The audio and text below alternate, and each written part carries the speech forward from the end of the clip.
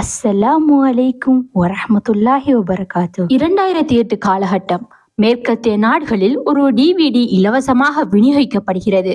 அந்த டிவிடியில் இருந்தது ஃபித்னா என பெயரிடப்பட்ட தீவிர இஸ்லாமிய வெறுப்பு பிரச்சார குறும்படம். முகமது நபியை மோசமாக சித்தரிக்கும் படங்களையும் கொண்டிருந்த இந்த குறும்படம் வலைதளங்களிலும் வெளியாக உலகம் முழுக்க முஸ்லிம்கள் போராட்டத்தில் குதித்தனர். இந்த படத்தை தயாரித்தது நெதர்லாந்து நாட்டின் நன்கறியப்பட்ட தீவிர வலதுசாரி அமைப்பான சுதந்திர கட்சி. கட்சியின் நிறுவனரான கீட் வில்டர்ஸை நெதர்லாந்து இஸ்லாமிய கழகம் நேரடி விவாதத்திற்கு அழைக்க அவரோ முடியவே முடியாது என மறுத்தார். இங்கிலாந்து வில்டர்ஸை தங்கள் நாட்டிற்கு வரக்கூடாது என தற்காலிக தடை விதித்ததென்றால் இந்த படத்தில் இஸ்லாமிய வெறுப்பு எவ்வளவு மோசமாக விதைக்கப்பட்டிருந்தது என்பதை நம்மால் புரிந்து கொள்ள முடியும். நெதர்லாந்து பொருட்களை வாங்க வேண்டாம் என்ற பிரச்சாரம் முஸ்லிம்களிடையே வலுப்பெற்றது. இந்தோனேஷியா, யூடியூப் போன்ற வலைதளங்களை தற்காலிகமாக தடை செய்தது. ஆக நான் இதுவரை கூறியதை வைத்து அன்றைய சூழல் எப்படியாக இருந்தது என்பதை நீங்கள் யூகித்துக் கொள்ளலாம். இந்த குறும்படத்திற்காக தீவிரமாக பணியாற்றியவர்களில் முதன்மையானவர் அனாட்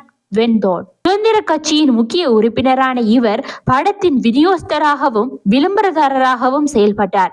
தீவிர இஸ்லாமிய எதிர்ப்பாளர். சம்பவம் நடந்த சில ஆண்டுகளுக்கு பிறகு சுதந்திர கட்சியில் இருந்து விலகுகிறார் அனாட். அடுத்த சில மாதங்களில் இஸ்லாமிய தன் வாழ்வியல் நெறியாக ஏற்றுக்கொண்டதாக அறிவிப்பு வெளியிடுகிறார். அவ்வளவுதான். வானமே இடிந்து விழுந்தது போன்ற அதிர்ச்சியை நெதர்லாந்து ஊடகங்கள் பிரதிபலிக்கின்றன. தலைப்புச் செய்தியாகிறார். ஆனால் எப்படி இது சாத்தியம் என அங்கலாய்க்கின்றன உலக ஊடகங்கள். தீவிர இஸ்லாமிய எதிர்ப்பிலிருந்து இஸ்லாமிய மார்க்கத்தில் ஐக்கியமானவர்களின் முடிவில்லா பட்டியலில் தானும் இடம்பெறுகிறார் அனாட். ஆம், எப்படி இது சாத்தியமானது? உண்மையில் அந்த காலகட்டத்தில் மீடியாக்கள் மூலம் எனக்கு ஊட்டப்பட்டிருந்த அறிவின் மூலம் இஸ்லாம் மோசமான மதம் என்றே உளமாற நம்பினேன். ஆகையால் இம்மதம் எவ்வளவு ஆபத்தானது என்பது குறித்து எச்சரிக்கையை மக்களிடம் கொண்டு சேர்க்க வேண்டும் என்பதில் உறுதியாக இருந்தேன். அந்த குறும்படத்திற்கு வந்த எதிர்ப்பை பார்த்தபோது இஸ்லாம் தவறானது என்றால் எப்படி கோடான கோடி மக்கள் இவ்வளவு தீவிரமான பற்றை அதன் மீது கொண்டிருக்க முடியும் என்ற எண்ணம் நாளடைவில் வலுவடைந்தது. நெதர்லாந்தில் 12 லட்சம் முஸ்லிம்கள் வசிக்கின்றனர். இஸ்லாம் ஆபத்தானது என்றால் இவர்கள் அனைவரும் தவறானவர்களா? இல்லை, இது அறிவுக்கு ஒத்து வரவில்லை. குர்ஆனை படிப்போமா என்ற ஆர்வம் அதிகரித்தது. என்னுடைய நண்பருடன் இணைந்து குர்ஆனை இரகசியமாக படிக்க ஆரம்பித்தேன். என் அம்மா மட்டுமே இதனை அறிந்திருந்தார். என்னுடைய கேள்விகள் அனைத்திற்கும் இஸ்லாமில் பதில் இருந்தது. காலப்போக்கில் இஸ்லாம் தவறானது அல்ல என்பது புரிய ஆரம்பித்தது. மிகுந்த அமைதியை எனக்குள் குர்ஆன் கொண்டு வந்திருந்தது. இருப்பினும் என் மனதிற்குள் ஷைத்தான் குழப்பத்தை விளைவித்துக் கொண்டே இருந்தான். இல்லை, இதனை நம்பாதே, உன்னை இந்த நூல் மூளைச்சலவை செய்கிறது என்பதான குழப்பங்கள் அவை. அப்படியான சூழலில் குர்ஆனை மூடி வைத்து விடுவேன். ஒரு வாரத்திற்கு பிறகே மறுபடி திறப்பேன். கேள்விகளை பக்கத்தில் இருக்கும் பள்ளிவாசல்களுக்கு சென்று கேட்டு தெளிவு பெறுவேன். ஆக நான் இஸ்லாமை கற்றுக்கொண்டிருந்த காலம் முழுக்க ஒரு மிக பெரும் மன போராட்டத்தையே நடத்தி கொண்டிருந்தேன். இஸ்லாம் மதம் அல்ல, இது மார்க்கம், இது வாழ்வியல் நெறி. தீவிரமான ஆய்விற்கு பிறகு மார்ச் 2013 இஸ்லாமை ஏற்றுக்கொண்டேன். எல்லோருக்குமே என் முடிவு மிகுந்த அதிர்ச்சியை கொடுத்தது. 20-30 ஆண்டுகளாக என்னுடன் இருந்த நண்பர்கள் விலகி சென்றார்கள். என் உறவினர்கள் புரிந்து கொள்ளவில்லை.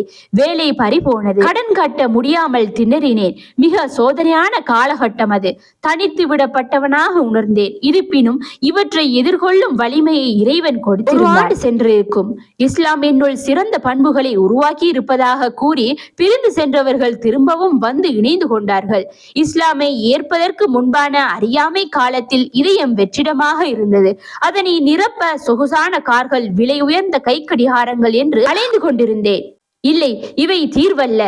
இன்று என்னிடம் சிறிய வீடுதான் இருக்கிறது, சிறிய காரே இருக்கிறது, ஆனால் மனம் நிறைவாக இருக்கிறது. இதனை என்னுள் கொண்டு வந்தது இஸ்லாம் தான். இஸ்லாமை கற்றுக்கொள்ள முயற்சி செய்கிறீர்களா?